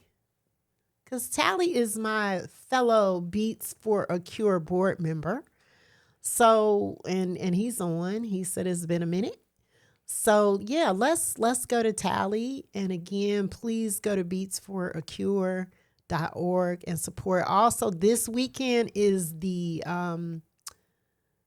zoo run that they're doing for childhood cancer. So all the information is there. So make sure that you go check it out. I know that Lakita is doing a virtual run. You can do the run virtually if you are not there in Cleveland, of course. So let's right over to Tally and check out what he's got going on. See, Lakita put it in there, virtual run. But you can support. Hey, little Miss Ruthie, thank you. And of course, if you miss me, thank you, Miss Ruthie. You can always check out the replay. This will be on YouTube tomorrow at noon. So you can check out all of the replays of the show, and please tell your friends, even if they don't know me, follow me on YouTube, right? Get me some YouTube followers. It's free to subscribe. Just go ahead and do it. So support, and I appreciate you. I love you all so much. I will see you not next Thursday, but the Thursday after that. I don't know the date because I don't have no notes and I didn't write that shit down and I don't remember. Because usually I have a piece of paper in front of me and I ain't got that today. So it was all about Mac. September 10th. Thank you. September 10th. I'll be back on September 10th. That sounds so far away, but It does, but it's really not because yeah, it's around the corner. yeah, we're about to be in the last week of August, right? This is it, and this is the last week because Monday is the 30. Monday is the 31st. 31st. That's it. It's over. Yep. Yes, indeed. Fudge's birthday. So see y'all. Thank you. Say hey to Tally. I'll be over there to say hey, and everybody's saying amazing job. And you did a great job. Thank you guys so much. I really appreciate being here. I appreciate you guys' support, and I hope you guys have a great night. See y'all. Bye-bye.